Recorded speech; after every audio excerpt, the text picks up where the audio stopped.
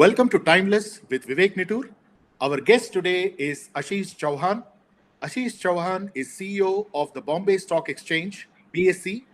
Prior to joining BSE, Ashish worked at Reliance Industries from 2000 to 2009 in various roles such as President and Group CIO, Head of Corporate Communications, and CEO of Mumbai Indians cricket team in its formative years. From 1993 to 2000, he set up India's National Stock Exchange NSE and worked primarily on technology, screen-based trading system, satellite communications network, equities and derivatives businesses, and the Nifty index, among many of his responsibilities. He is considered the father of modern financial derivatives in India due to his work at NSE. Ashish earned a BTech in Mechanical Engineering from IIT Bombay in 1989 and postgraduate diploma in management from IIMC in 1991. I know Ashish from my days as a student at IIT Bombay. We were not only hostel mates, but also wing mates, and am hence very excited about him being our guest today. Hi Ashish, how have you been? Thank you, Vivek. It's wonderful to be here. Life has been pretty exciting over the last 35 years since I came to Mumbai to join IIT Bombay. So Ashish, could you please share your memories of H6 and IIT Bombay?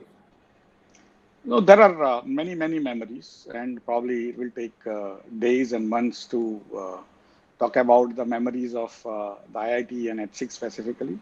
I recall myself coming halfway into the first term because my health exams got postponed in Gujarat due to riots in 1985. Many people are under the impression that Gujarat had riots only once in 2002, 2001, but actually Gujarat used to have riots pretty often and very long. So my exams had got postponed, and so in fact I had come to IIT Bombay to give exams. The JEE exam was actually cancelled in Gujarat, and I had to travel to Mumbai to give the exams. And I stayed in H7 those days for a couple of days to give exams. When I got the admission, I couldn't join in because of the exams were postponed. And when I came in on I think I recall September 13th was the date, and it was raining very heavily. In Gujarat, it doesn't rain much, and I had not seen that kind of rain before. I came with my father and with a cycle in tow, and so we kind of settled down in the last room in the middle wing of H6. So it was a what I call trial by fire for me, especially for a student to join halfway into the semester. First term exams were over. In our days, there were 3 sets of exams. First set of exams, and second set of exams, and then the end term. So I basically missed out all the first set of exams, and the second set of exams were starting. And I didn't know English. So I had studied in Gujarati medium throughout all classes, including class 12. It used to take me almost 2-3 hours to read one page. And it was, in essence, a very tough life. And so those were really very difficult days from angle of being a student who was very good in his own state and his own language, but coming into IIT with language handicap. It was a very difficult life. Of course, I also had some sort of health issues which I developed because I came from a very dry place into a very humid place, that is Mumbai. I started having cough and cold, pretty much running mild fever half the time and taking medicines all the time. I was struggling just to stay afloat, and I was homesick. Every time, literally every Friday, I would take a train without reservation, sleep in the middle passage between 2 seats many times, go home on Saturday morning, and then start from them on Sunday night to come back to IIT again. Things started changing. I started understanding a little bit of English. friends also started accepting that, okay, this guy's not that bad in terms of understanding. And one day, one of the super seniors who had done BTech from the same hostel was doing MTech from the same hostel and was a legendary person called Pappu, Himanshu. But he called me saying, why don't you join our wings? And so I was delighted. They were kind of seniors, and there were other people who also took it upon themselves to teach me English, which was quite nice of them. In a way, H6 became a home away from home, where there was a lot of care and a lot of sort of understanding of my situation. There were my batchmates who will teach me everything. They will give me their notes. But effectively, I realized early on, because I had left one full set of exams and I was not good at English, I realized that I am not going to work out in IIT. And probably once my results of 12th come in Gujarat, then I will probably go back to Gujarat. And so the results came after the first term got over. I went to Gujarat. I got good marks. Of course, I got admission into medicine, the college, the best medicine college in Gujarat, and I attended one day there. Then I went into the engineering college where I had got admission. I attended one day there, and I said, if I have to study the same thing, might as well go back to IIT. And so I went back, and it was basically December. So I came back to IIT and committed myself to do whatever it takes to at least go through the IIT. People used to have worries about me saying, once this guy, even if he passes through IIT, whether he'll be able to do ever any job or not, or will be able to contribute to the society, especially my friends in IIT, the senior guys. And slowly, I kind of gelled, but not in an academic way, because I was far behind, and it took me a long time to even speak in Viva. They were days of struggle. They were days of learnings. They were days of camaraderie. I developed pretty much the best friendship of my life at six. After 1.5 years, also not many people knew me in my own department or in my own batch, but hostel in a way knew me very well. They accepted me and worked with me to improve on my sort of situations which I was lagging. And they really kind of in a way molded me into what I am today. The discussions, the debates, permanent features of at six those days is what made me into a person who started thinking larger, bigger. What I learned in engineering was very important, but in effect, what I learned from my friends in at six was, I think, equally important. I developed so many friends, especially my batch. Today also we are all in touch, but my juniors, my seniors, it's a family where even if you left 35 years back, when you meet next, first after 35 years, next moment onwards, you, as if you never left, as if you were together always. And those are, I think, the life stories or the earnings which I think I had by accident, that I joined IIT Bombay and I joined at six, and I had such tremendous wealth of friends who are now, of course, spread across the world. Ashish, even though I am your wingmate, I was not aware of the kind of difficulties that you faced in the initial days of your undergraduation at IIT. I am happy to hear that you overcame those difficulties and H6 soon became your home with a lot of friends. So I'm very happy to hear that you successfully overcame that challenge. Talking about your fourth year, it's a visit to BSE that happened as part of Professor Joke's course. And I believe you visited the 28th floor publication department and library of BSE, where your office is currently located. Is that not an amazing coincidence? How do you look back at this incident? We were all taken to various places to visit, including L&T, I recall, which was next door to IIT Powai, because L&T's factories are also in Powai. But clearly, Bombay Stock Exchange was a new experience, because as engineering students, you don't get to see what finance is, and you have very vague ideas, if at all, about how these things work. So seeing that in sort of in action, in those days there was a lot of action in on floors and all, and also sort of a lot of paperwork. Information was not easily available, and so the Bombay Stock Exchange had a publication department which used to come out with a one-page write-up on every company those days, and so that used to be preserved forever by everyone, all the people in finance, especially in stock markets, to know about who the companies, who are the people running it, and things like that. And so it was an interesting sort of episode where all of us were taken. We went through without much understanding, but you got an idea that it's not very different from any other office.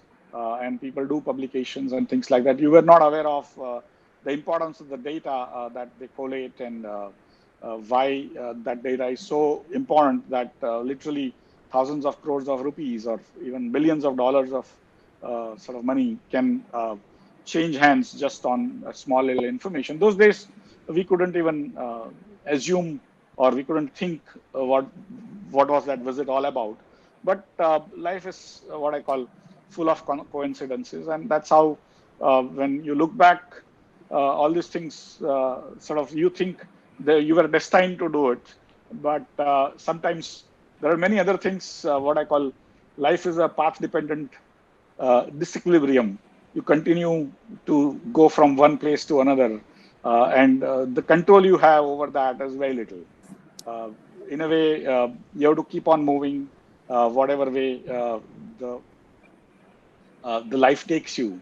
And in a way, when you look back, the story fits in, but it could have been that I might have joined L&T or a manufacturing company. And then that coincidence also would have been sort of again stark. So when you look back, in hindsight, life is like 2020. But in a way, the future, nobody has seen how it works. And I take life as it comes. The toughest period in my life, in some ways, was the IID's first year. And in some ways, that made me what I became later on. But in some ways, it was also destined. In some ways, the destiny actually sort of unfurls itself over many probabilities, many sort of equilibriums or disequilibriums, and you kind of walk on one path, and that's how you continue to move, and then suddenly in another path you go, and then it takes you there. So in the second year of my IIT BTech, I developed a friendship with a person called Sharda Ranjan Pendarkar, the same batch, same department, and we came very close. We became room partners, and we used to be awake through the nights. We had the same vices, we had the same views, and same interests, and so we basically became kind of like brothers in arms. And slowly, the institute and hostel started kind of seeing us together. They After second year, I think very few people have seen us separate. When we had to go to the institute, we would walk together. The cycle had already gone by then, with all punctures and all.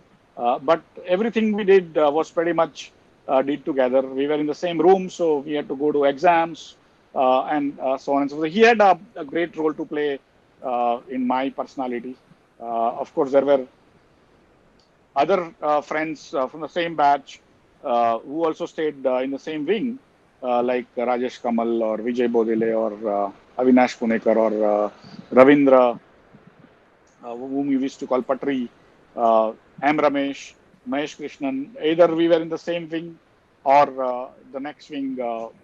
And so it was kind of a huge camaraderie in the overall sort of staying together. And still we remain great friends. All of us do Zoom calls now, since we are not able to meet in person.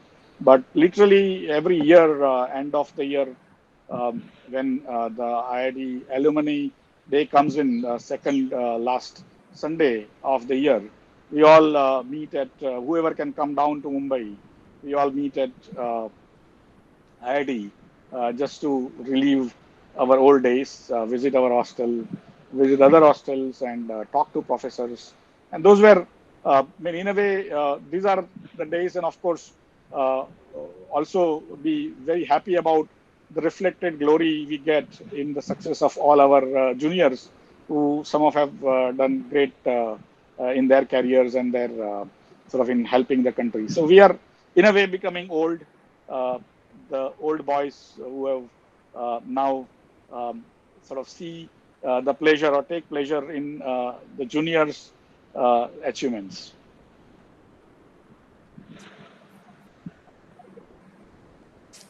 Ashish, how do you look back at your days at IMC?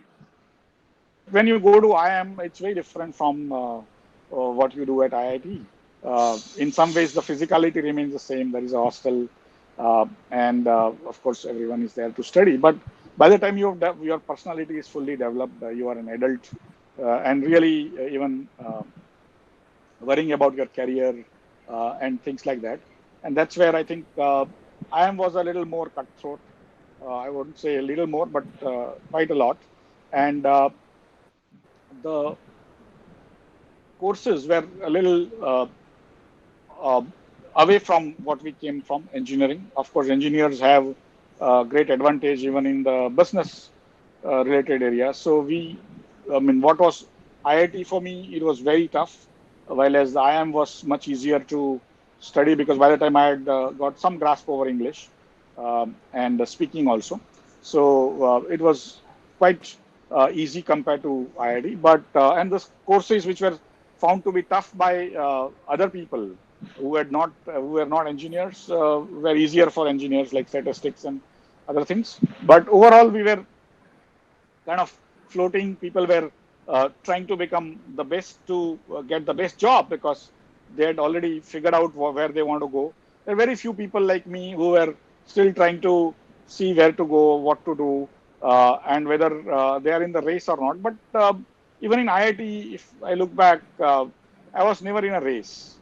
Probably it was what I call it's part of my nature that I don't. I work hard, uh, but not for myself. I work for the cause or I mean, achieving something rather than for myself. And so it was a little bit of a different world, a different shock. You become more worldly wise when you join such a sort of dog eat dog world. And 2 years is a long time. Of course, people are still young. The great friendships also develop. But over and above that, each person is also worried about what life is going to be in the future.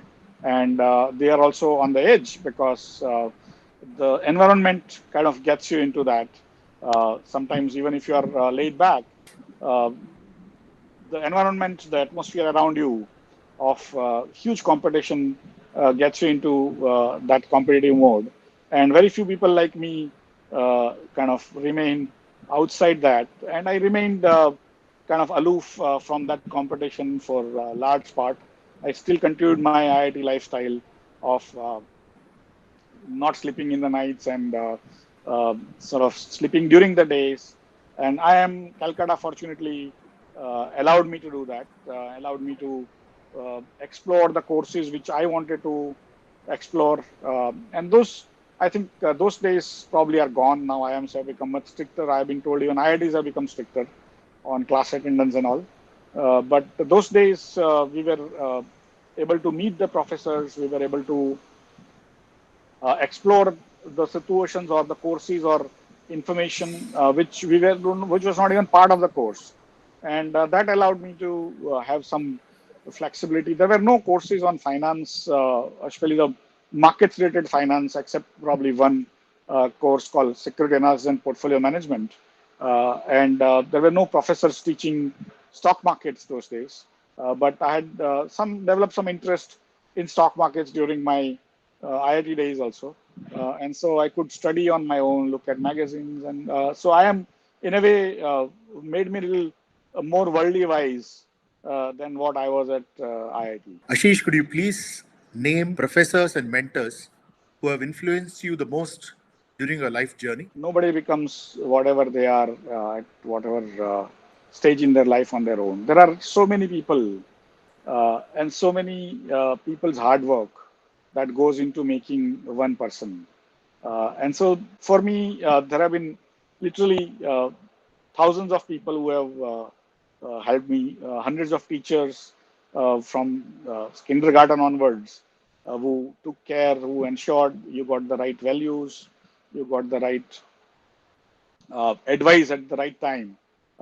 And so for me, of course, it's the most of the contribution sometimes is of few people, but that doesn't mean that other people did not contribute. And so I would like to kind of acknowledge my debt to all my teachers, whether they were my colleagues and taught me or they were formally my teachers or bosses. And initially, I think in a way, my mother was the role model because she in those days, in 1950s, uh, she was the perhaps few women who studied, completed the education in terms of the graduation, where people were finding it tough to pass even matriculation. She completed her graduation using her own money by stitching people's embroideries, embroidered clothes. And she was a gold medalist in economics in her time. Uh, and so she was working woman, of course, running the house when we were young. And she had a lot of medical conditions, and still she never gave up. She continued to work very hard throughout her life. And that was a kind of a motivation, an understanding from a young child saying, what's happening to my mother, why she has to suffer so much. And still she never complained. She continued to do work and also homework, but also office work. So she was like a rock in my life. Just by doing things, she kind of gave us examples that how tough one has to be just to lead a normal life. And in terms of the when I came to IIT, there was one teacher who happened to be a friend of my mother through another friend. And so I joined IIT. I was not very good in English, and there was a worry even at home that I may not stick at IIT because of the way I used to go home pretty much every weekend to Ahmedabad from Mumbai. And so she, after I think 3-4 months later, she wrote a letter to one of her friends who was a professor at IIT Bombay. Her name is Dr. P.P. Parikh, and said, you go and meet her and give her this letter. And so I went and met her. So she took me under her wings and she could talk in Gujarati with me. There were very few people around me who could speak like me or eat like me when we are, in a way, we are vegetarians. And so it was a somewhere I got a new mentor, a new person who could kind of understand my anxiety, my uh, changes that were happening in my life because she had the son of the same age and I could sort of gel well with her son also. And we became kind of very close. We still call each other cousins, although we are not related. So when we introduce ourselves, his name is Bhushan Parikh, but and now he's in US for last 30 years, 35 probably, 30 years, yeah. And still we are like brothers.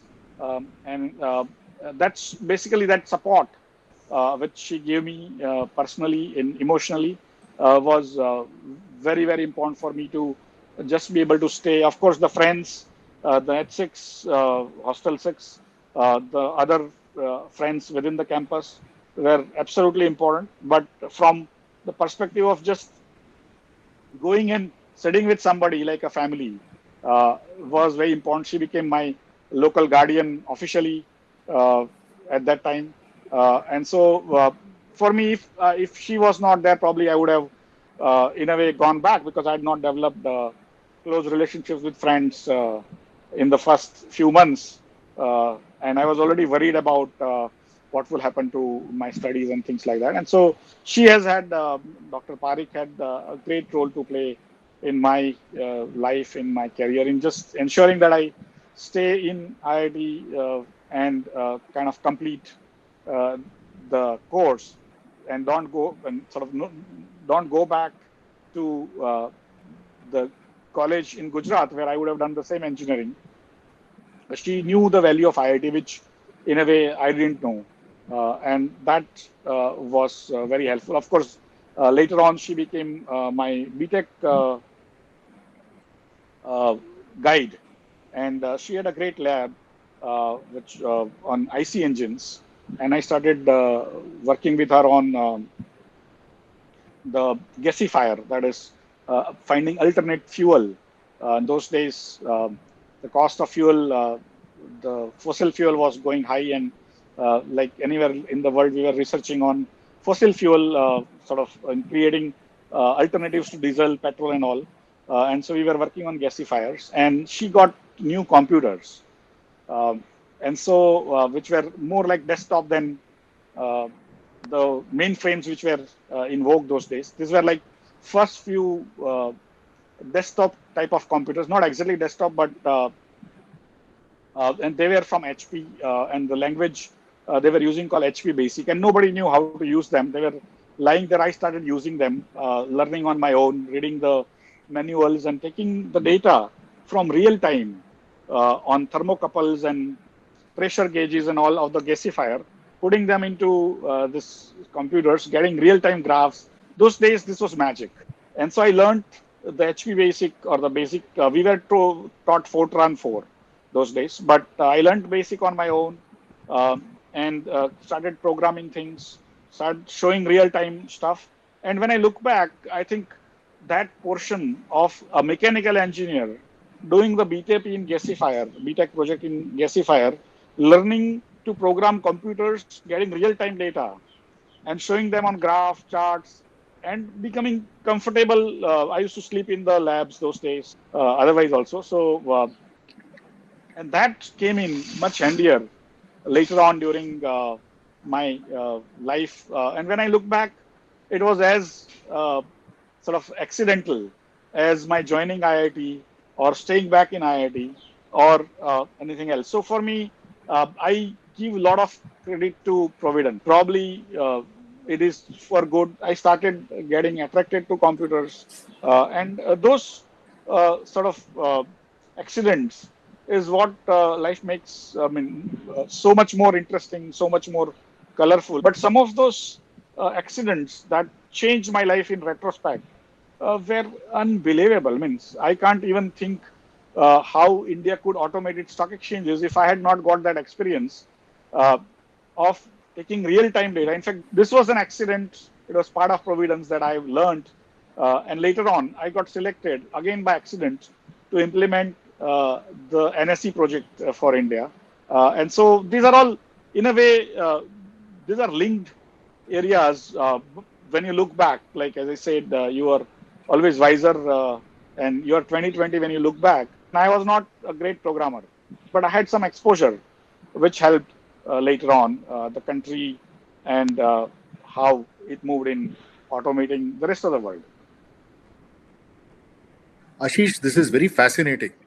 So I now understand that your BTech project in getting real-time data by writing program in BASIC while working on the gasifier laid the foundation for your later work at NSE, where you actually set up many of these real-time systems, and which in turn laid the foundation for your current work at BSE. So I actually see a very nice thread, you know, cutting through various parts of your life. Could you please talk more about your experience of setting up NSE?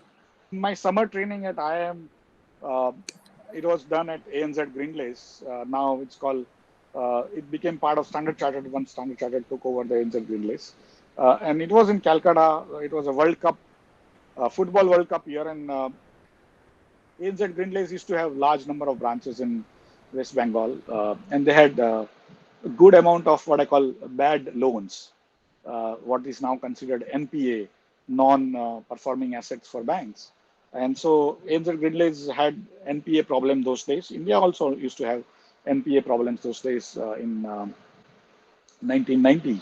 And just above the ANZ Greenlay's main branch in Calcutta on, I think, 19 NSC Road, there was headquarters of Industrial Reconstruction Bank of India, which was a bad bank created with all the bad loans of all banks to recover. And that bad bank concept is coming into vogue once in a while. Now also you can hear the noise about creating another bad bank as if it's a new thing.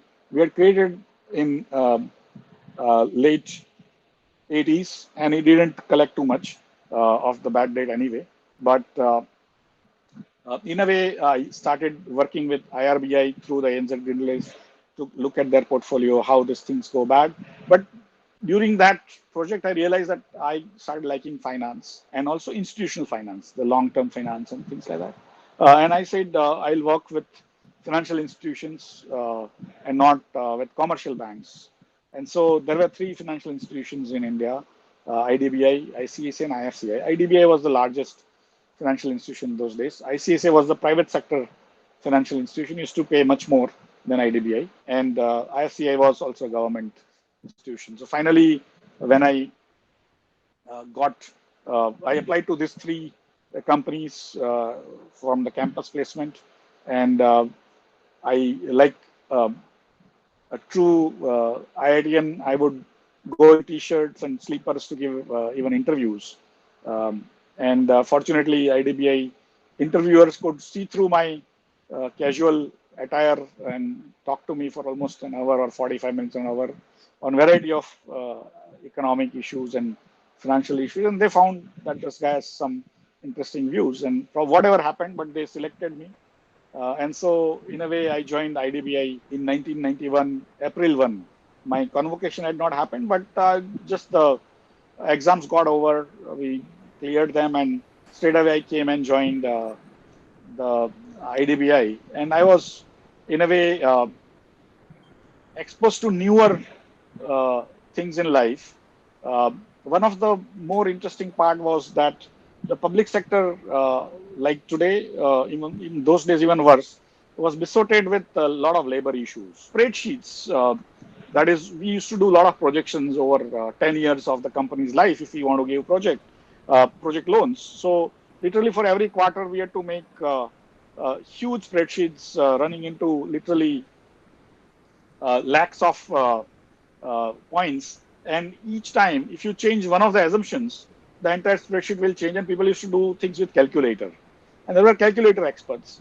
And I came from a situation where PC80s were becoming sort of more prevalent. And IDBI bought 1,000 PCs, very new, sort of top of the line Modi Olivetti computers. And they were lying in every officer's cubicle or outside the office in spick and span condition with all plastic covers because nobody knew how to use them. IDBI had put in a lot of money, but nobody was using. Few people like me started using them, and that created even more humorous situation because if your boss didn't want you to come back fast, when you take the entire appraisal with all the explanation, all the spreadsheets to him, he will say, just take this raw material price and change it by 5% and see how it works out. He would suddenly know that you will come back after 2 months because all the points in the data sheet will change and the entire working will change. And I started using Lotus 123. I started putting things into Lotus 123 and created spreadsheets. And so when my boss would say that now change this by 5%, you would think I will come back after 1 or 2 months. Instead, I'll come back in 5 minutes saying, sir, this is the now new stuff. And he would be totally surprised saying, how did you do this? I wanted you to come after 2 months. And now you are here after 5 minutes. So I developed a kind of reputation of being a IT whiz kid in IDBI. And same time, these few computers were there. I started typing things myself. I started filing things myself, putting the files into proper cupboards. And so my casualness, which was there in IIT and IIM towards work, suddenly disappeared. I became very, very sincere and very hardworking for the normal work. I was earlier sincere for the extracurricular activities, but in IIT and IIM, but I became more sincere for real work when I joined IDBI pretty much instantly. I don't know how it happened to me. But effectively, I started doing everything myself. People realized that these computers could actually turn their life upside down. So there was a strike of all the IDBI employees, including officers, including all the work, sort of what we call class 3 employees, class 4 employees. And so every day morning, everyone will start shouting before getting into the building. It was at Cuff Parade IDBI Towers against the computerization. And so I saw a life-changing situation there also in terms of how computers' powers were anticipated by public, and they thought it's going to replace them. And today we have more banking jobs than ever before. But it has made life much more easier for the users of those computers, users of those banking services.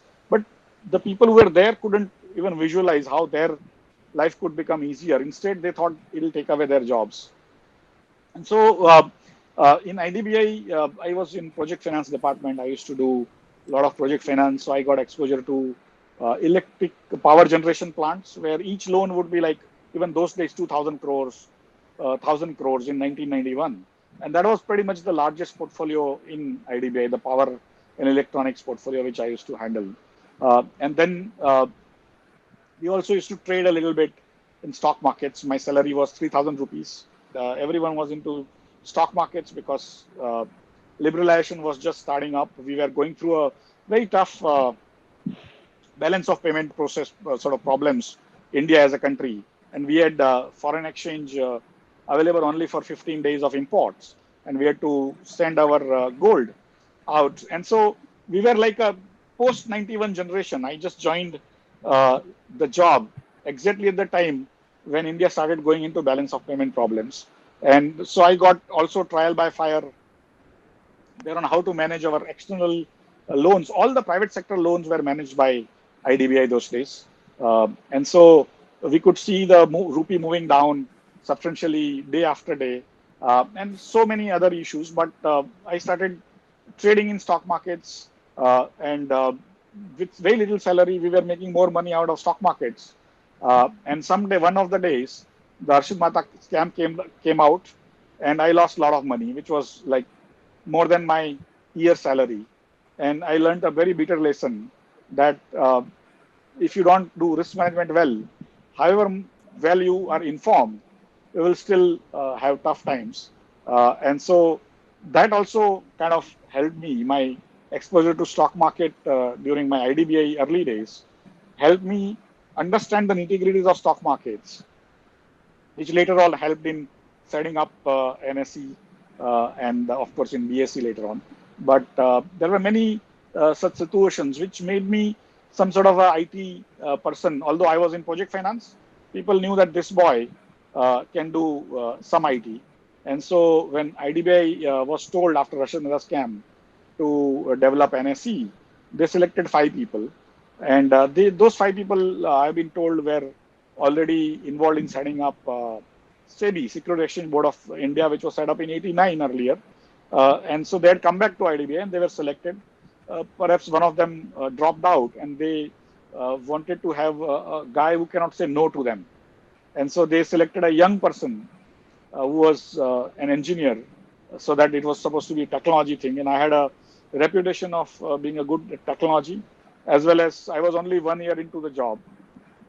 And so they said, this boy won't even know that this can spoil his career if he doesn't work out. And so they selected me as a part of the 5-member team after one of them dropped out. And so again, by accident, I got sucked into a project called National Stock Exchange, which was supposed to be an automated exchange. And there was not a single engineer who had worked in IT before. And I was the guy who had done project finance, but had an engineering degree. who was the only engineer technically in the entire sort of team, banking bureaucrats trying to set up a private sector exchange in a completely automated situation with a complete, what I call, confidence that America, one of the exchanges, NASDAQ, is a screen-based exchange. Later on, it was realized that NASDAQ has screens, but they don't trade on screens. When they have to trade, they call each other up. They used to phone each other up. Whereas our bosses felt that actually when you see the screen, the algorithm also matches. And so we had a kind of a wrong perception about how America does things. And we ended up doing it because everyone thought that is how it happens. And we actually were, we were so good that we ended up doing it, right? So it is interesting how all this thing kind of fall in place when you kind of try to look back how these things happen. Ashish, one thing I would say is that there are many parts of your life journey, which are completely new to me. I had no clue that you had so much of difficulties in your initial days at IIT, and I did not really understand the backstory behind NSE. This 5-member team was set up, and we started working from the research and planning department offices of IDBI Tower, which was on 21st floor. And we were, in a way, all new to the stock markets. The bankers, which were my seniors, I was just getting to become a banker. But in a way, they knew a little bit based on their understanding and the books. But the reality of Indian stock markets were very different. There were also other perceptions about the stock market being den of thieves and things like that, and also places of gambling, what they call Satta Bazaar. And so it was kind of interesting how it evolved. My bosses at the highest echelons of IDBI were very clear that NSE would not be a public sector unit. It will be a private sector unit. And so it was structured that way. And in a way, I ended up writing down the article of association. And in a way, my job was slightly different because I was the youngest. If you were to get apply and get bandwidth licenses from DOT, Department of Telecommunications. Again, I had to go and things like that. So it was, if you had to do interior decoration, I had to do. And if you had to hire an office, I had to do. So first thing which bosses wanted to do was to throw us out of the IDBI office. And so they said, you hire your own office. And there we had to have an estimate of how big an office we will require, because those days the exchanges used to have large floors, and this is going to be automated exchange which has no floor. So I ended up estimating what could be the size, probably somewhere between 15 to 30,000 square foot we can start with, whereas the BSE's floor itself would be more than 50,000 square feet. And so it was like on the run, I was estimating things, moving around, and I had never done IT work before in a commercial organization. IT work in those days was about EDP, which is called electronic data processing. People used to punch data and get some accounts work out of that. Other than that, IT had no role to play in most organizations, including stock markets. I ended up taking one premises for rent. That didn't work out because of license being not there. Then we ended up taking another premises on rent from Mahindra's in a place called Mahindra Tower, which is next to, very near to the TV tower at Worli. And so we became their tenants, and we took their first ground floor, which was actually first floor, on rent, which was 23,417 square feet. And so I signed the agreement, and I was 24, 25-year-old, enjoying newer things in life, because in IIMs at IIT, you are supposed to, when you study all the larger things, right? You don't study, or you never even think you will be kind of working on getting telephone lines or getting all these things done, interior decoration done, and their tenders, and taking decisions on what kind of colors should be there for the furniture and things like that. So I was, in a way, it was new to me, but I was also enjoying. So we moved into that by covering one area. Interior decoration was going on at that time in the office, but we just took the canteen area, got it covered, and we started sitting there. And that time, our boss, we were just retired from IDBI. Dr. R.H. Patil also started sitting with us, and so we created the RFP, request for proposal, with another agency which was specializing in stock market creation, called International Securities Consultant from Hong Kong, set up by a British person called Sue Selvin. And so there were five people of us working together, and we hired some other youngsters, and many of them were youngsters but elder to me. So and many of them started reporting to me. So I had to also learn how to make officers report to you. You were their boss, and so I had to learn to work with them. And over a period, the IT part, which was very difficult, fell in my lap. Uh, the stock market part, because we had to set up the bond market, which was interbank, which was easy, which is what good people do with ties and IIMs and IITs and foreign degrees. They used to be in bond markets. And the dhoti topis, the uncouth guys, used to do the stock market, the equities trading, what we get excited about. Did not have that great a reputation those days.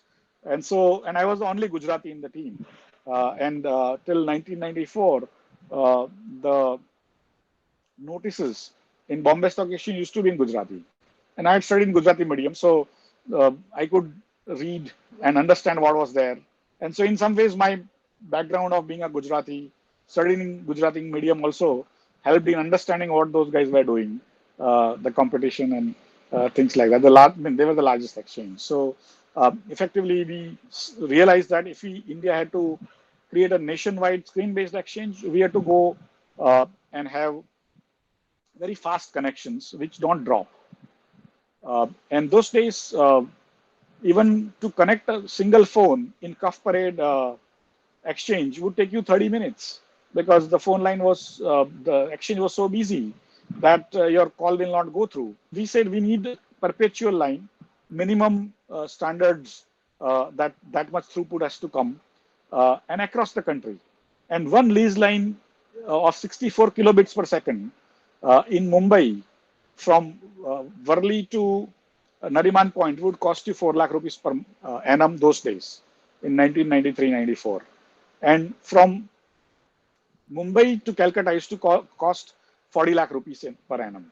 So it was unaffordable to do that. And then we said, okay, we will try to work on satellites, because we have so many satellites and we don't use them for commercial purposes. So we went to government, requested them that if the satellite capacity is available, you allow us to use satellites, because then it will be perpetually on situation. But satellites are basically broadcast, sort of natural broadcast tools. They are not for interactive. One-on-one becomes very tough. And there are other issues. But finally, I had to work. I had to kind of figure out how I make them work. And we selected a protocol called X.25. Now, many of us would not have heard of that telecom protocol, X.25, but it is what we call deterministic protocol between two parties.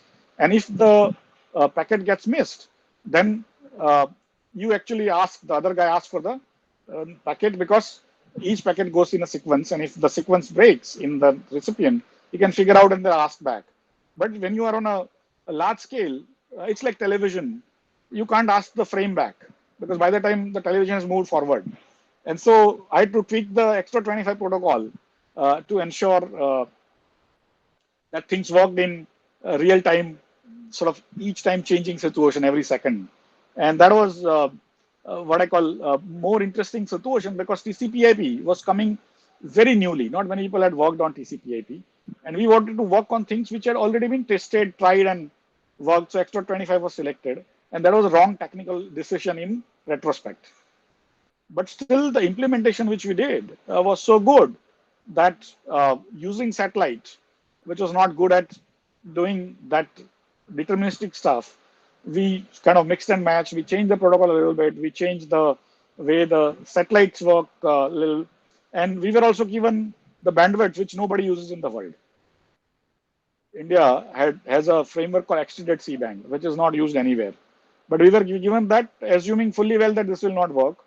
And so I had to work with the engineers from Gilat satellite systems and GE SpaceNet, which has now become Verizon those days. And so it was fun. It was tremendously intensive life because I was alone, not married, staying alone in Mumbai because my family was in Ahmedabad and they were all migrating to US in just at that point in time, and they were pressurizing me to shift to US with them, and I was kind of enjoying my work. And I had, just before joining the NSC team, I had applied to a university for MBA again in US. I got a scholarship, but they had rejected my visa, US embassy, because they thought that I am young, I am highly qualified, and Gujarati, who is going to go and stay there and not come back. So they kind of did not give me student visa. And so again, that was the quirk of fate or providence, which kind of made me stay back. But when the satellite, we had two, I mean, one tender for the IT part. We wanted one single vendor. So we had the software, hardware, and telecom part into one sort of tender called RFP. We issued it to 40 global people, and they came back saying that keep telecom separate and the hardware software applications separate. So we halfway divided into two parts. And for the telecom part, we had to go and check out how the satellites work, because it is easy to think that satellite systems will work commercially. But in those days, even in US, only 2, 3 companies were using them commercially. And so my bosses said, okay, you go ahead and do it because you are doing all this IT. And I was like 25 years old. I went to the American embassy with my passport and also invitations from American companies to visit them. There were 3 companies from America and 1 company from Australia. Those are many, many such instances that come to my mind while setting up NSC. In fact, from very mundane to very interesting. And then this Reliance offer came, and I said, okay, let me try. And if even if things don't work out, and I may still get a job in Reliance. So effectively, that was my backup. And I started a new B2B e-commerce company in March 2000. And immediately the derivatives were allowed to be started with all the law changes and all. So I was also talking about derivatives across the country. I was also trying to set up this B2B e-commerce company called exchangenext.com, which was supposed to be a kind of a background company to all the e-commerce engines, e-commerce exchanges in the country. So we started uh, on exchangenext.com platform. We started a petrochamnext.com for petrochemicals, which Reliance and other companies are interested in. Then we started steelnext.com, which was for the steel users. And then we started papernext.com, which was for paper users. And so we had plans to start up many, many such companies. And in the meantime, in 2001, the B2B e-commerce collapsed. The stock market collapsed, and everyone lost interest in e-commerce. And then I was called to meet Mr. Ambani once and said, I mean, we had realized that now this is not working out. And in the meantime, Reliance was taking over IPCL, so there were not too many companies selling. And so he said that this is not working out. And of course, you are a sincere person and you have a good team. And we are spending almost $5 billion in setting up a telecom company. So would you and your team want to work in telecom company? And we were literally on road because there would not have been any jobs. And we had good salaries, which Reliance was paying. And so I was like 1 year before, in year 2000, I was like founder of derivatives and all those things. And in 2001, I was almost jobless with my first venture failing. And I decided to stay back, becoming useful because they had already got the organization structure already going for the Reliance Infocom. And so we were like a small little 100 people team working as consultants like Price Waterhouse guys or Diamond Cluster guys and many CGEY guys. A lot of guys were, thousands of people were working as consultants. We were also working as consultants, but we were like inside consultants, not outside. The billing system was not sort of designed to integrate with the sales system. So people were selling and the billing was not happening properly. And so we had like crores of customers and bills were not going well and nobody was paying. So we were all worried. We used to work through the nights and try to solve. And one day at around 3 a.m. in the night, Mr. Ambani works like through the nights many days. So he called me saying, "What does a CIO do? Chief Information Officer of a telecom company do?" So I said, "Okay, sir, I will come back to you with a job specification. That's what you want?" He said, "Yes, I want job specifications." So next day, again, I did like any other MBA. I went through all the internet job specs of a telecom CIO, kind of modified a little bit here, there, copy pasted, created one comprehensive document, took it to him. He looked at that and said, "Okay, now you are the CIO, clean up the mess."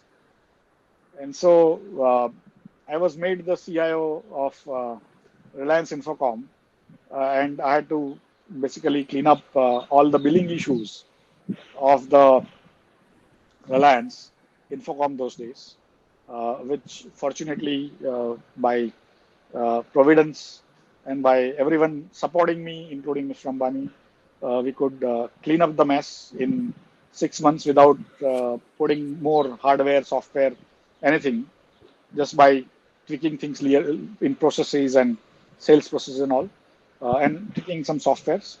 And I was trying to still stay into finance, into entrepreneurship, and not go into technology. But here the technology was again pulling me into itself. And so this got solved, and the Reliance Group started thinking that I'm very good at IT. In a sense, when I have seen commercial life and I've seen IT life, so that's why I have some ways to handle it. But I did not aspire to be an IT guy. I wanted to be a finance guy, right? So, uh, and I had reputation which was more in finance. And IT champions in India were all billionaires by selling the work of other people in software. Because I was the user of the IT, not the software vendor or the manpower supplier to rest of the world. But they were the billionaires, and they had the glamour with them. We were all users, small little employees of large companies. And so, but that is how the life takes you. And as soon as this got solved, the brothers split. And so I was the key managerial personnel in the Reliance Infocom, which went to the Mr. Anil Ambani. And so at that time, they also hired another person as CIO of the new group, which was running the telecom. And so I left, and I did not have a job in hand. But I left saying, already you've hired a CIO, I don't need to do it. And when I come from a family of government servants, and we don't require too much money to leave, I thought I'll teach students. I like teaching. So probably that's my end of corporate career. And so I kind of left Reliance Infocom. And then I got a call again from Mr. Mukesh Ambani saying, I heard you left. And I want you to come and meet me. So when I met him, he said, why don't you join us? And I said, sir, don't pity on me. I mean, if you have a good role, I will come. Otherwise, it's fine with me. I don't require too much money anyway. And I want some, because salary was good. So he said, no, I will get you a good job, a good profile. And so next day he made the CIO of the Reliance Group in the industry side. So now I'm from telecom CIO. I became the CIO of a group which was largely in those days into refining petrochemicals and all. And they had several plants. And so I had to set up SAP framework and also automation of each plant was done differently. So I had to combine all of them. And then I was also awarded the best CIO in the world by Chemical Week in the chemical engineering department in area by Chemical Week US. And so that kind of gave you an idea that you are doing on right things, And then they wanted to go into oil and gas, so I had to set up automation for oil and gas, pipelines. Then they want to go to retail, so for retail, um, schools, colleges, hospitals. So it was like a very large amount of work. In IT, I had several thousand of engineers, including many of our colleagues from IIT working with me. And then within the same framework, one of the days he called me in the night because that's when he gets time to think and call people. So I went to meet him. And we had all, at least I had adjusted my time to his timing of office. So I went to meet him and he said, can you handle public relations for Reliance Group? So I said, what do you mean? He said, all this print thing, all this media is really basically doing these things, and I want you to handle that also. And I said, okay, sir, I have never done this before, but I'll try. And so I became, in addition to the group CI of Reliance, which was IT job, I also became now additional the group head of public relations. So Was that an interesting experience to handle public relations, Ashish? no, it is unbelievable. I mean, as an engineer or even as an MBA, you would never think you will be doing that. But it is fascinating how the media works and how all the perceptions situations work. And so I came more in contact with uh, the sort of directors and other people because the media first basically calls the PR person. And so, and I knew the business because I was also IT in charge, so I knew what's happening in each business, uh, something wrong, something right. And so it helped me. And of course, I was a finance guy, I was a commercial person, so I had exposure to every aspect of running of business. So it helped me run the PR also well. And then later on, when they set up, they actually bought a cricket team called Mumbai Indians, and I was like a very passionate cricketer with a lot of enthusiasm, very little talent. Mr. Ambani knew that I had this love for cricket, but I was doing very large two jobs, IT and public relations, and so I was not wanting to get involved much. But and they had people who were running that. They bought the team, they selected the team, they did the jersey, they did all the advertisements, and then one day I got a call from Mrs. Ambani saying, "Ashish, you need to meet me because Mr. Ambani has told me to give you some work." So next day morning, I went at around 11 to meet her, and she said, Mr. Ambani said that now onwards you will handle Mumbai Indians. So I said, Madam, this is news to me. She said, yeah, but yesterday we were chatting and we have this desire that you run the Mumbai Indians. So she said, now the first thing you have to do is to sell the tickets. After 4 days, there is this first cricket match of IPL 2020 of Mumbai Indians in Mumbai. And we have not sold a single ticket. And so you have to sell these tickets, which is like almost 35,000 tickets. It was only And four so, days trying to sell 35,000 tickets. yes. And of course, India had won the World Cup of 2020, and there was enthusiasm. But to sell it was not easy because Indians are used to value for money. So what we used to get in 5 days test match started coming in one day, and then in 3 hours in 2020, and nobody had done 2020 that much in India, and we had to sell those not only for one 2020, but seven 2020s in 35 days, and plus three more for two semifinals and one final. And even the stadiums were not fixed. Sometimes it used to be Wankhede, sometimes it used to be DY Patil.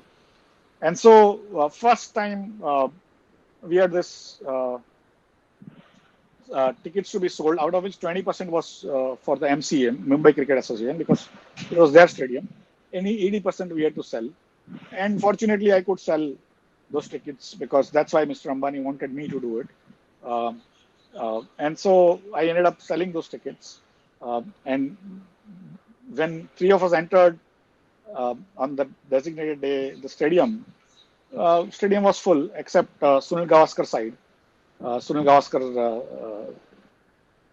uh, pavilion, and Sunil Gavaskar stand.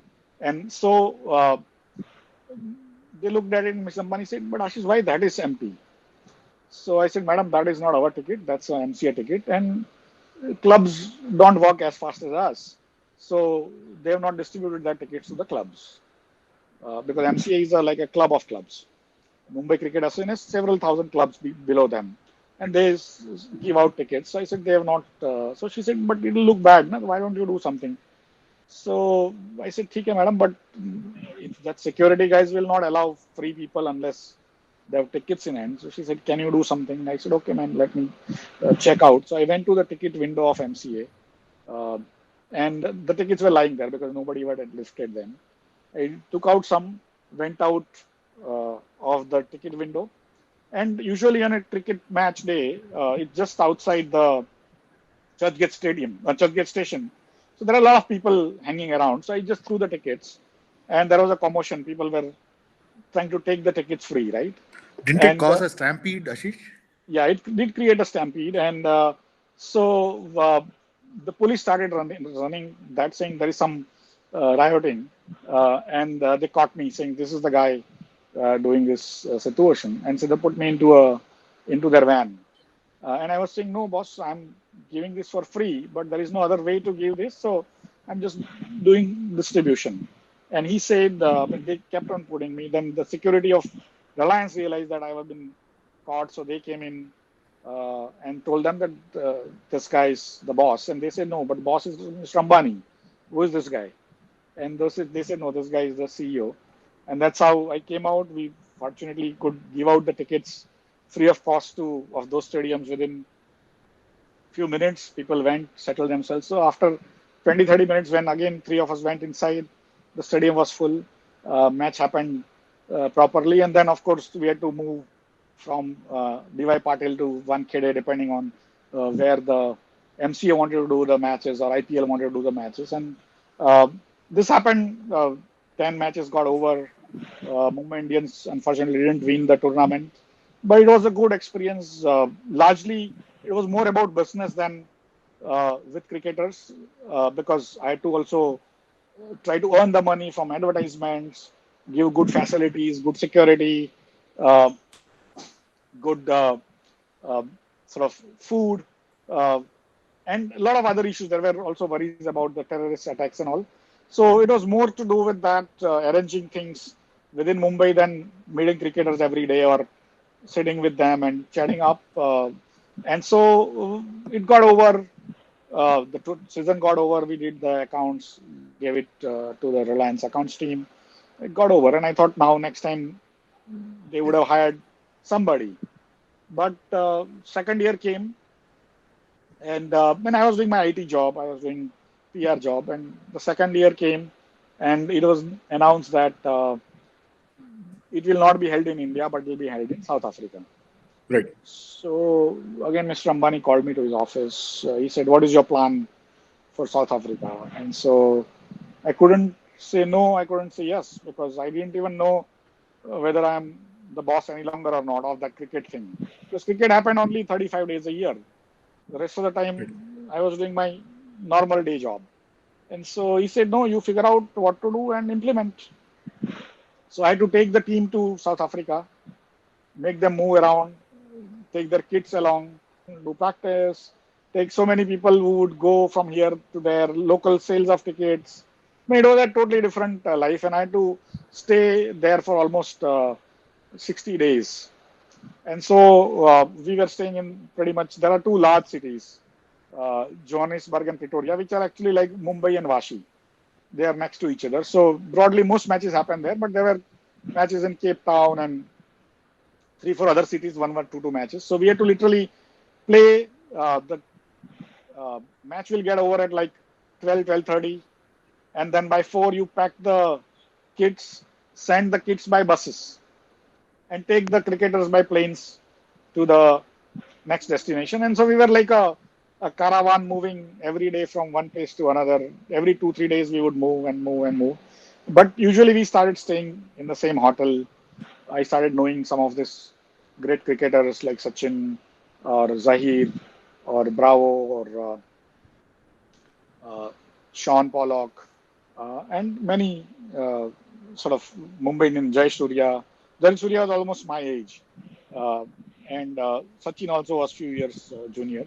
And so we had more sort of attunement in a way, while as Harbhajan also would come and sit with me because I became like a father figure. Some of them were half my age.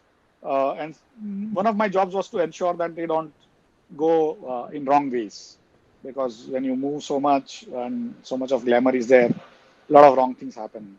And I don't drink or and so there was a bit of a CEO-ship, which was very unlike other CEOs of cricket teams, that I was completely not into parties or into glamour. And so, but it got over. Again, we came back, and I had a separate software company of my own, which was providing software for stockbrokers, especially in back office, which was started long back. And Excuse me, Ashish. When did this software company start? Which was It developing started software. as a parallel around 2001, 2012, two. Okay. Uh, Okay. it was kind of my hobby company, Okay. giving software to stockbrokers because derivatives I started Right. for India, and there were no derivatives back office softwares.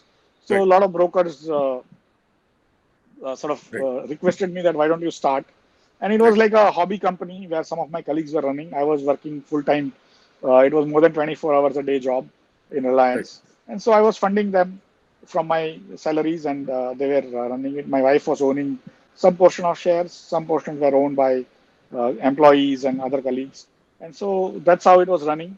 And then I realized around same time that I was a diabetic from 2002 onwards, and I I didn't know was that, Ashish. I didn't know that. This is news to me. yeah. So I was diabetic from 2002 onwards, and we had tried many medicines, and each year the medicine dose would go up. And so I had done naturopathy, and I had done a huge amount of fasting, where I reduced almost 12 kilo of weight. And as an outcome, which I realized later on, I started having pain in my legs, including in the feet and knees and all. And I thought it was because the flat foot which I had. It was not going. And I was almost on the verge of thinking that I will not be able to walk. And so I had the software firm running. 2008-9 was a tough period for the world markets. Uh, I had savings which I had put in into the company, and whatever shares I had sold, the money came also I had put into the company. But it was looking very bleak, and there were already 100 people working for the company called Marketplace Technologies. And so I thought I must sell it. I sold it to somebody, and after 1 year, in 2009, he gave me back saying he didn't have money, so he wanted me to run, and that company came back with losses. So, I was going through really tough patch on personal, physical side, health side, and also on the company side because I did not have the income to run company even because the company becomes so large that if money doesn't come, uh, it it will last not even for 5 days. So I was trying to search, and then the BSE was searching for a similar company because the competition NSE and MCX had already IT companies with them. BSE did not have. So they asked for a much lower price to be paid, and over 5 years they were supposed to pay. And then finally we agreed because it was a question of 100 people's job. And so we sold the company. My wife sold the shares to BSE. And the last moment, they put a condition that I had to work with them for a year because they had not got the derivatives. And they said that this guy can get derivatives. So they were trying to take me in by saying that I have to work with them for a year. I thought I will sell the company and continue to work as CEO of Mumbai Indian and slowly move away from other responsibilities. But instead, I was sucked into BSE that way, and since so I kind of 2009 end, When I you joined BSE. when you joined BSE as part of this 1 year condition in the sale contract, did you imagine that you would be working for BSE as the CEO a decade later, or did you kind of imagine the future? In fact, as you rightly said, I was there for a year because that was the contract. Yes. And at the same time, when you are there, you are taking salary. I was deputy CEO. I had at least they had hope on me to work on getting them technology to get derivatives and things like that. So I was working really hard to kind of ensure that they don't fail. And the company which they bought gives them a good sort of reason to have bought, because you buy something large, but many times this mergers and acquisitions fail. I was also ensuring that the company merges well into BSE culture and all. And so, and I'm not very ambitious. I never was. So wherever life took me, I went. So here I was for 1 year and it became second year, third year. And then at the end of third year, the CEO resigned, and then I was made the interim CEO.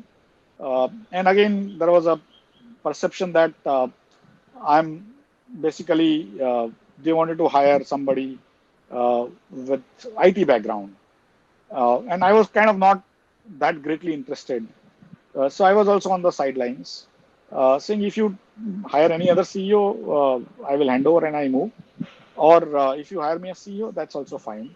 So after 6-8 months of searching everywhere, they ended up hiring me as a CEO. And so now it's almost 7.5 years since I was made the CEO.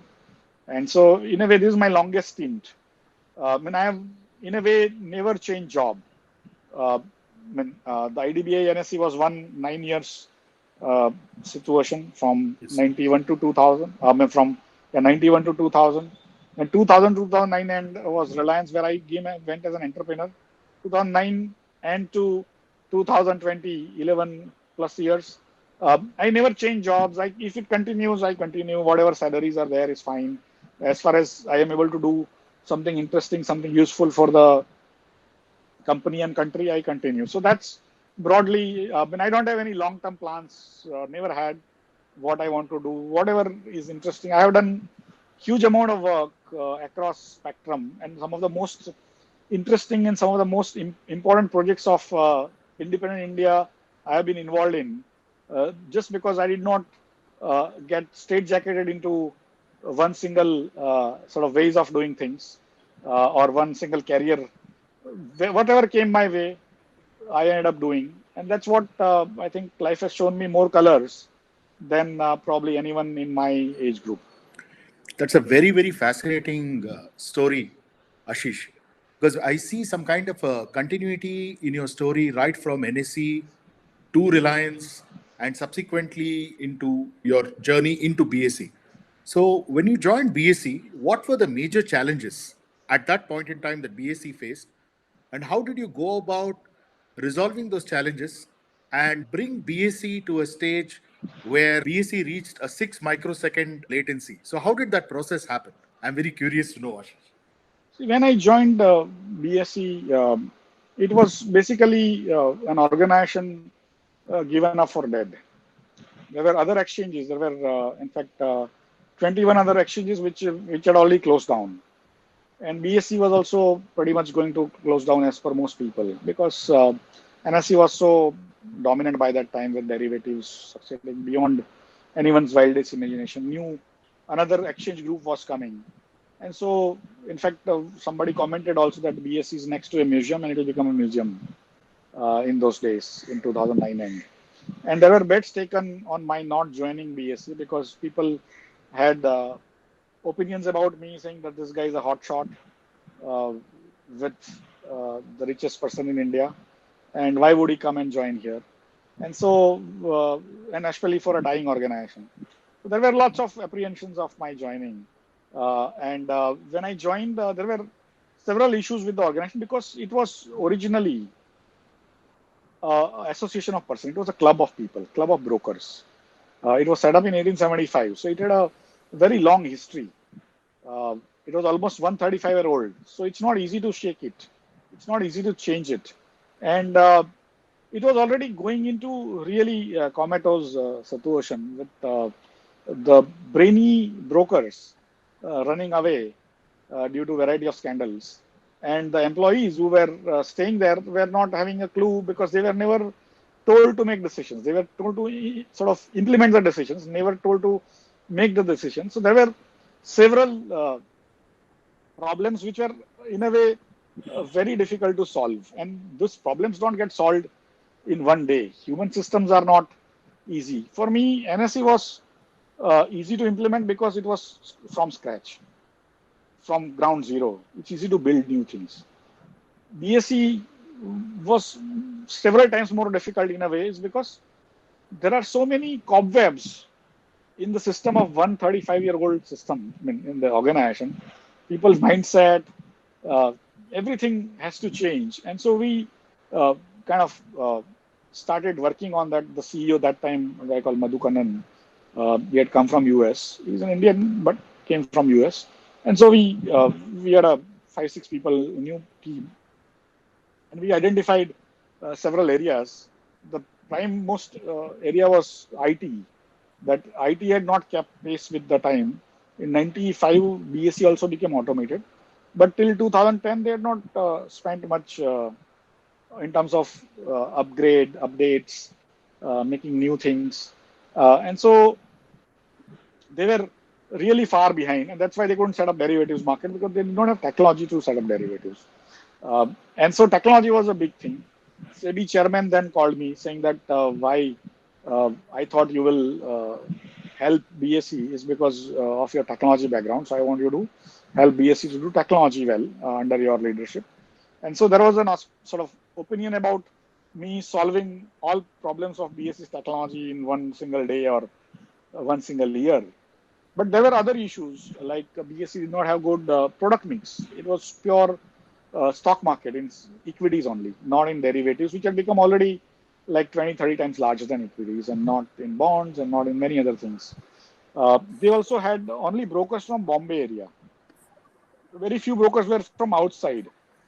Whereas NSE had a lot of brokers from outside. So the distribution was very poor. The more important part was employees. The employees, again, were old, had old style, floor based kind of employees. Some of them were very good. That's why BSE was still running.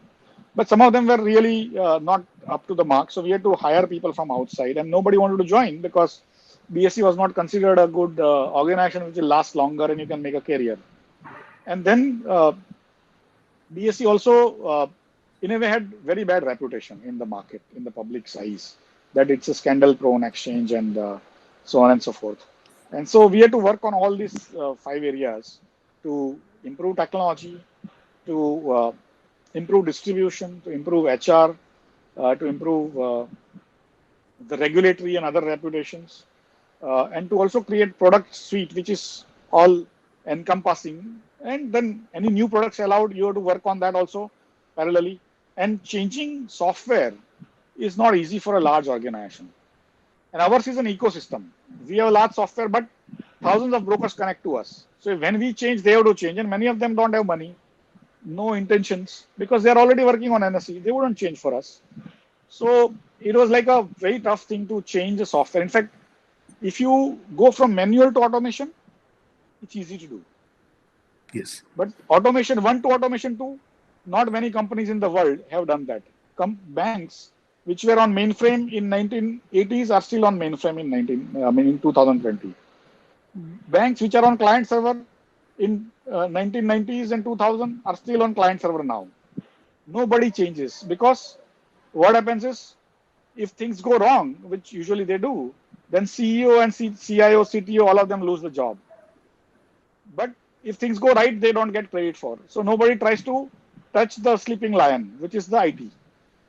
But we had no choice. We tried to modify our systems, which were old. They were very costly because they were what we call non-stop systems. They are disaster proof, but they used to be really uh, very, very costly. But new computers were able to easily create software-based redundancies. And so we said we will go for, after 2, 3 years of trying, we said we'll go for the open source framework. And it was again an ambitious project, but finally we took the trading system from Deutsche Börse, which is a German exchange. We modified slightly to our requirements, and they are not software vendors, so we had to just take their software, modify ourselves, and put in live. And the back office, triggering, risk management, listing, banks, collateral management, all those things were given by marketplace technologies. And so we changed all of that. And when we were going to go live in a what I call risk managed way with a new segment we were starting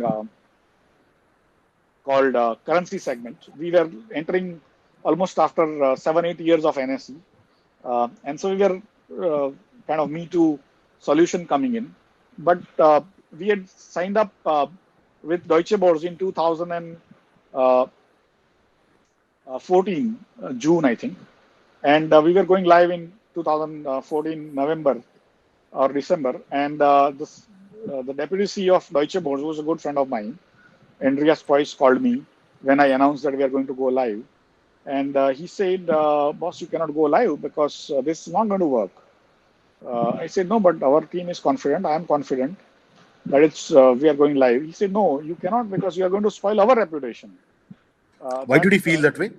That his technology team had made a presentation to the board that it will take at least 4 years for the BSE to implement the software.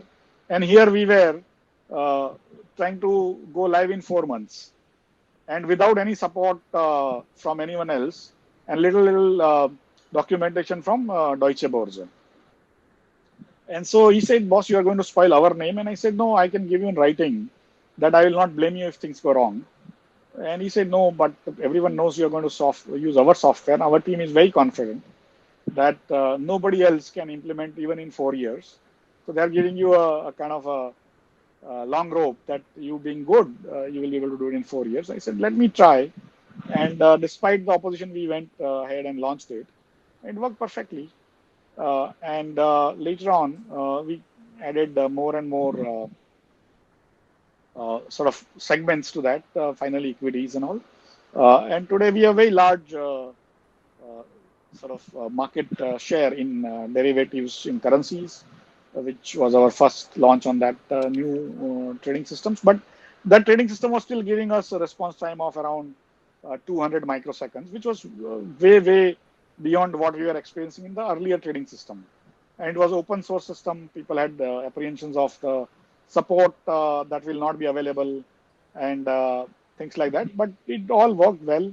And then later on, we understood why we were getting 200 microseconds. So we made it into 180, 160, which was more incremental changes.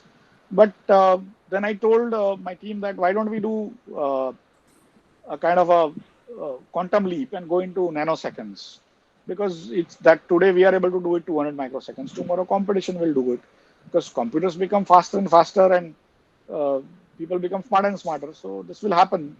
And so they took a challenge and tweaked the software in such a way that now pretty much we advertise 6 microseconds, which is 150,000th of a second. But usually our median response time will probably in 2 microseconds today. And in future, it can go to nanoseconds also because the sort of the computer is becoming faster. The people who make the software are understanding where the delays happen. And these are pretty much among the fastest systems world has. If just to give you a perspective, a tweeter might get say 10,000 new tweets every second or 20,000 new tweets every second. In BSE, we can handle 500,000 orders every second. And Twitter doesn't work on response time of 6 microseconds. We have to give you 500,000 orders for the 6 microseconds. If we allow deterioration, uh, then it can handle more. So these are of a different scale, different size, different understanding technologies. There is no more what I call high tech in the world than the financial market systems like this. To give you another perspective, like IRCTC, which is what the computers booking system for the railways is, they might do 15 lakh uh, bookings in a day, right? I can do basically 3 crore orders in 1 minute with a response time of 6 microseconds. Right? So those are the scale differentials. You may imagine how the systems would be, but this is all open source. It reduces our cost by miles. And then, of course, we have big data and everything open source. And so we try to basically make our own technology. So then we took people in BSE to other areas into IPO distribution, bond distribution, SMEs, mutual fund distribution, into now insurance distribution. So now we think we are basically a technology company in the Yes. guise of a stock exchange. Ashish, could you please talk about the IPO of BSE and also the India International Exchange that you set up that operates for 22 hours with a 4 microsecond latency? Basically, the India International Exchange happened in a very strange circumstances. In 2013, June, I think it was June 23rd or 29th, Mr. Modi, then CM of Gujarat, was in Mumbai, and he also visited BSE, BSE's hall, which has become a convention hall, to launch a book by Mr. Vinay Sahasrabuddhe called Beyond a Billion Ballots. And so he was coming to BSE, and I had gone for a vacation to UK and Sweden. Um, and so I got a call from my office saying the CM of Gujarat is coming. And so I cut short my vacation and I came back on the day Mr. Modi was to arrive at BSE. I just landed 3-4 hours before, went home, had a bath, and went straight to office. Uh, Before he arrived, I was there, and we took him to visit BSE and have a small meeting with the BSE brokers. Nobody knew at that time that he would be the prime ministerial candidate of BJP. At least nobody outside knew. But I was showing him BSE, and I started chatting up in Gujarati with him. So he said, "Are you a Gujarati?" And I said, "Yes, sir." He said, "How come?" And I said, "I'm a Gujarati from Gujarat. I have studied Gujarati medium, and I'm from Ahmedabad." And he said, "What is your original village?" So I told my original village name, which is slightly 30 kilometers from Ahmedabad. And so he said, "Why didn't you come and meet me before?" So I said, "No, sir. I'm an officer, and uh, whenever somebody calls, I go. So if you call me, I will certainly come." So he said, "Okay, I will call you. But we are setting up a new international finance service center, and I want you to set up an exchange there in GIFT City." So I said, "Sir, I am an employee at BSE. Of course, since you have said, I will take it up to our board, and hopefully it will work." So he went back to Gujarat after that event got over. And few days I got a call saying you have to go and meet him in Gujarat. So again, I went to Ahmedabad, Gandhinagar, met him. Then 2-3 times he gave me one by accident. There was one award ceremony in Ahmedabad where I was getting an award. He was the chief guest, so he ended up giving me award. And he could remember my name and where I come from and a little bit of background. So he's kind of able to remember all this. And so in 2015, when he was already Prime Minister of India, we signed an MOU with the government of Gujarat uh, to set up a new exchange in Gandhinagar, GIFT City, for IFSC, International Finance Service Center. And we started working on it. We created the company. And finally, his office agreed that he will inaugurate on 9th of January. And that's how we ended up inaugurating the exchange. And I think is the uh, of any first incident of any type where a prime minister inaugurated a stock exchange in India. Um, and of course, there were 5,000 people uh, waiting for him to be there, and it was a very large organization then.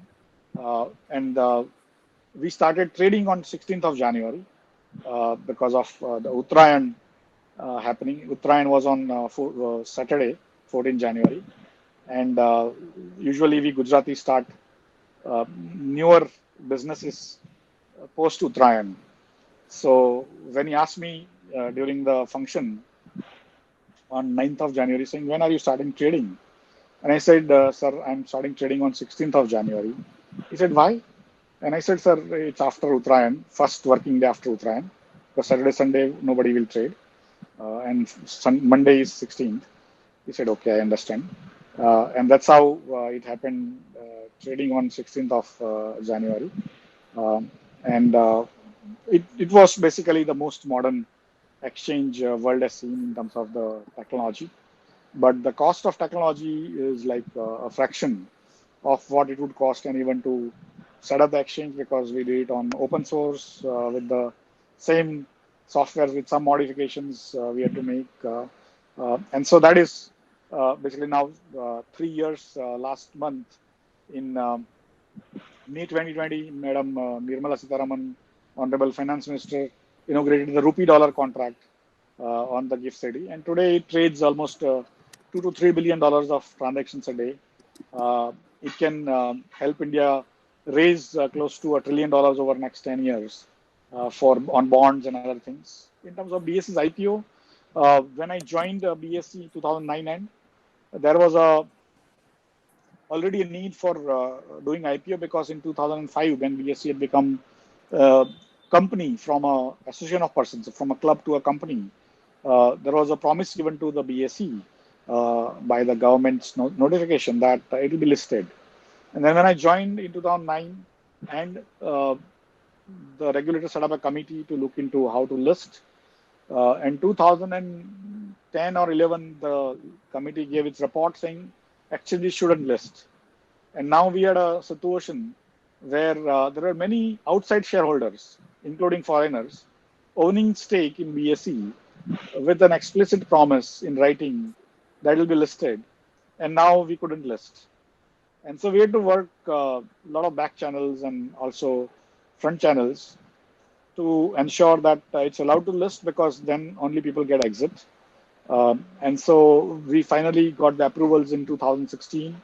And again in 2017, uh, on after the inauguration of the uh, Gift City Exchange, India International Exchange, we listed on February 1 the BSE's own shares on NSE. And it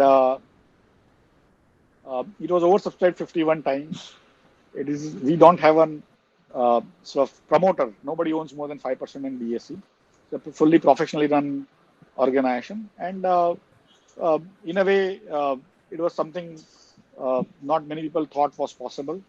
That happened. Later on, we also did the IPO of CDSL, which was also one of our associate company, and we were told to sell some of the stakes by the regulators. And so we did the IPO there also. Before that, I'd also done IPO of Reliance Petroleum for Reliance Group. I was involved pretty much as the representative of Reliance. So, and of course, running NSE also, I have been party to many IPOs. And of course, within BSE also, we do a lot of listings. So it's not something new to me. I'm delighted that people got their what I call their exit that was promised at the time of privatizing BSE. Ashish, in a sense, doing the IPO of BSE and NSE is your life coming to a full circle, right? You actually helped set up many of the important systems in NSE. Yeah, in a way, the way I look at it is this is all part of Prarabdha, Yes. Many people, when I was joining BSE, asked me, saying, how you can join BSE, which is rival organization to the one you set up. When I was joining Reliance Group, that time even my father said that why are you going to private sector and Right. becoming an entrepreneur? We are all government people. How you are living a secure Right. job and trying to go Right. into all an insecurity? So for me, I have seen you have to have that trust in yourself, in the goodness of people, in goodness of your own activities, and ensure that you don't hurt anyone, don't sort of go out of your way to uh, take what I call problems with people. Things do happen, of course. It also reduces your enthusiasm as much, because many people say that I don't show emotions ever. Public life makes you that much more what I call uh, equanimous. That sometimes you get credit for things you might not have done, and sometimes you get brickbats for things you might not have done, or where you may not even have say about. But you have to continue taking it in your stride and do what is good as much as you can. Ashish, how can one make BSE and Mumbai a global financial center? In a way, BSE is the top 10 exchanges in the world in terms of the market capitalization in the world. Yes. Uh, in fact, yesterday's news in the almost all large newspapers in the world say that BSE is the 10th largest exchange in the world in terms of the market capitalization of the companies listed. And that's what is the correct benchmark to value the contribution of an exchange or of a system. I treat Hong Kong, Singapore, Dubai, London, they are basically international finance centers because they are small little islands. Although UK, we have perception it's a large country, it is not. It's a 60 million people put together. Basically, for me, they have a different economies, different mindset because they don't have large economies behind them and the regulations that go with that. While as we have tried to create similar thing in the Gandhinagar Gift City. So that's how I see that Gift City is more comparable to the Dubai, Hong Kong, London, Singapore. Of course, I don't know whether Hong Kong will remain that in next 5 years because now it's becoming pretty much a part of China. The BSE and India are working in what I call capital-starved economy, and international finance service centers like New York uh, are capital surplus countries. So they send out their capital to rest of the world. So Infosys can go and list their IPO in New York because those people can pay money for businesses in other countries like India.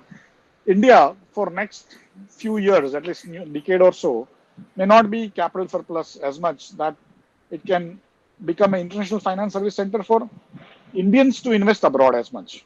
If we become large as an economy and a wealthy country, from 10th largest exchange to become a third largest exchange or fourth largest exchange will not be very difficult because in a developed country to have such an exchange which is so liquid, so trusted, and with such a large uninterrupted history of 145 years is not there. Even China has three large exchanges: Shanghai, Shenzhen, and Hong Kong. Their history is very checkered and very young. Shanghai and Shenzhen have just recently started. In a way, we have a tradition, we have trust of people because finally what we manufacture is trust. Everything else is based on this trust in the central government, in the regulators, in the exchange, in the settlement mechanism, in the companies, in the information they are getting. So this trust, if we continue to maintain and if India becomes rich, I have no doubt that in next 10, 15 years, BSE might be in top 3, 4 in terms of the world in terms of market capitalization. That sounds very interesting, Ashish. I have actually seen you talking about capitalism without capital these days, a lot in your interviews and appearances in various TV channels. Could you please talk a little more about this concept? See, basically, the capitalism is again a new word in the world.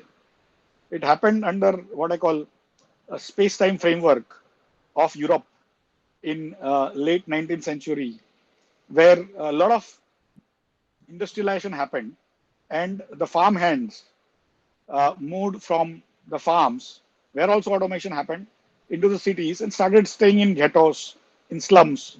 Today's London, when you see, today's Europe, when you see, you think it would have been always like this. No. They used to have large amount of slums and extreme poverty like we have today in many of our large cities, 100 years back. And 150 years back when Karl Marx and Engel and all were living. And they created this theory that the capitalist person with the money is able to invest in large machineries, large companies which invest machineries and kind of make money out of their money which they had old, and take literally the blood or the sweat of the laborers and become richer, and the laborer remains poor.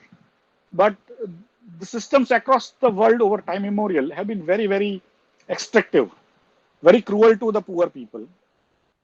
That's why this capitalism versus Marxism or communism became a word because of the experiences of Europe while in industrialization. That you require large amount of money to set up factories and then make large amount of money. So you require capital for capitalism. Then the world moved, the technological waves which made industrial revolution possible uh, continued to move, but those waves of newer and newer technologies are becoming faster and faster. So what used to happen earlier in 100 years or 200 years started happening later on in 50 years, then in 30 years, then 20 years, like that.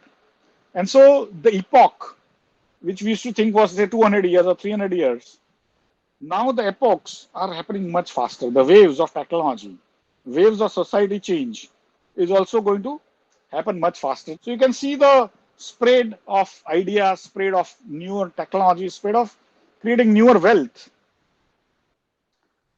is happening much faster. First time in human history, you don't require capital to create new capital, because the new IT, new ways of doing things, even biotechnology, they don't require too much capital. They require a little bit of sort of money. Of course, some money is required, but a lot of brains, a lot of exposure in creating solutions for the world. And suddenly, you may be able to become billionaires. So my understanding is that today, if India has to come out of the low income trap it has come into. Our per capita income is $2,000 per annum. US is around $55,000 per annum. We are like 27 times lower. If you have to go into higher trajectory, you can't create your society based on the past. If you try to create the same which China did 20 years back, you'll be me too. And the profits you will derive will be 1/100th of what China derived 20 years back. Whereas if you look at the future, see where the future is going, develop some methodologies to capture the future, then there is a possibility that as a society you will benefit much more. And first time in 1,000 years, we are not enslaved. First time in 1,000 years, especially last 70 years, we have also created a society which is more equal than ever before. It's not equal yet, but it has come a long way in 70 years. People are studying, and for me, the brilliance is not going to come out of one group or one caste. It's basically of millions and billions of people, out of which few people will sort of come up from wherever. You will have so many people coming from the lowest strata of society, provided we give them that exposure. And that is what last 70 years have done to India. We have captured the IT framework by quirk of fate, by prarabdha, as I say, or providence. And now we are ready to take on the future that next 10,000, next 50 years will create wealth that has not been created in 10,000 years. And now India is ready. India's population is ready. And we don't even require capital, because if we require capital, of course, there are infrastructure projects where you will require capital to create roads, ports, and all. But to create newer wealth, it is all dematerialized wealth. Music is dematerialized, right? And a good music from you or me can now reach billions. Yes. So for me, that wealth, you create a new software of new way of life, new way of even virtual reality, which will take you into a different zone. You can become a billionaire. And for me, I want every Indian child, where they come from doesn't matter. What economic background they come from, or what caste, creed, color they come from doesn't matter. But all of them today have an opportunity to become billionaire. And that's what, for me, uh, the capitalism without capitalists, that India today is ready. And to take on the future, and we are 17% of world population, but we are almost 20% of world's young population, more than that. And who will create this new wealth? It is young population. They will learn newer things, newer technologies. And that's where, if we create even 25% of world wealth in next 50 years, today's, you know how much world wealth is? It's around $360 trillion. If we create $360 trillion more wealth, it'll become $720 trillion. Out of that $360 trillion more wealth, if we create 25%, we'll create new $90 trillion. And our current wealth is around $9 trillion. So we'll be 90 plus 9, 99 or $100 trillion out of $720 trillion world wealth, which will still be around 15% of world's wealth. We will still be 17 or 18% of world's population. So we will still not be a very rich country, but we will be a middle income country, provided we take this technology framework which has come to create wealth, take away those mental and regulatory structures we have created, allow people to create businesses freely and create wealth, and don't despise wealth. For me, I want everyone to be rich. That is very nice to hear, Ashish. This is really a very nice vision. Ashish, you have received numerous awards and honors, and you have also received the Distinguished Alumnus Awards both from IIT Bombay and IIM Calcutta. In fact, in IIM Calcutta, you have given a very humorous speech about your experiences. I saw that video on YouTube, and it was a really nice speech. So, which of these awards gave you the most amount of personal satisfaction, Ashish? As you rightly said, I have been fortunate to get many awards.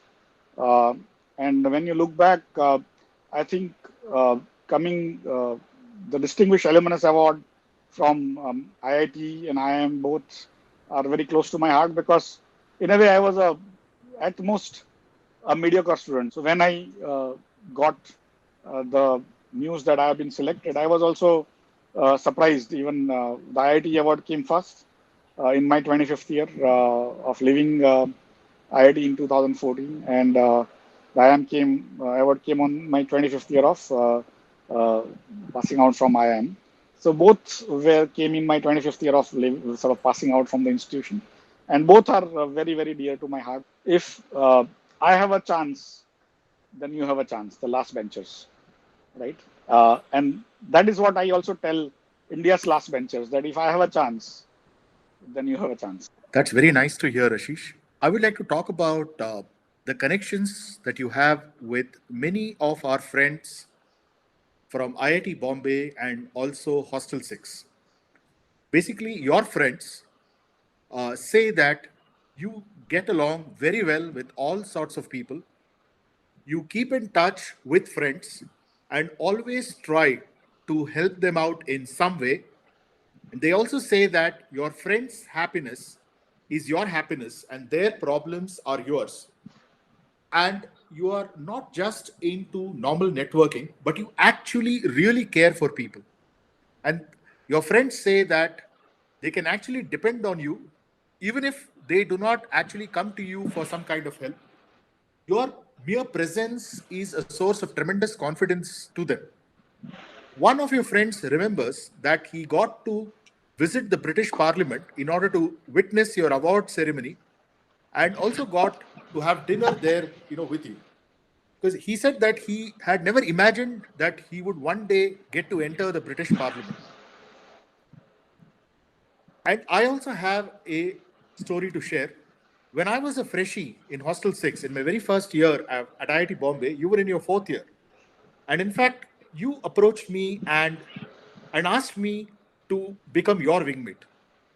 And that is how we became wingmates. This is an incident that happened, I think, in August 1988.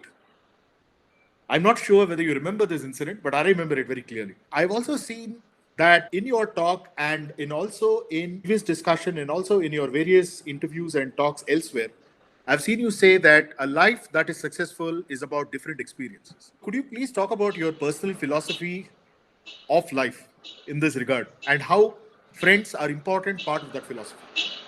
When I was very young, I got involved in a lot of religious activities. And there was a perception in my immediate family that I may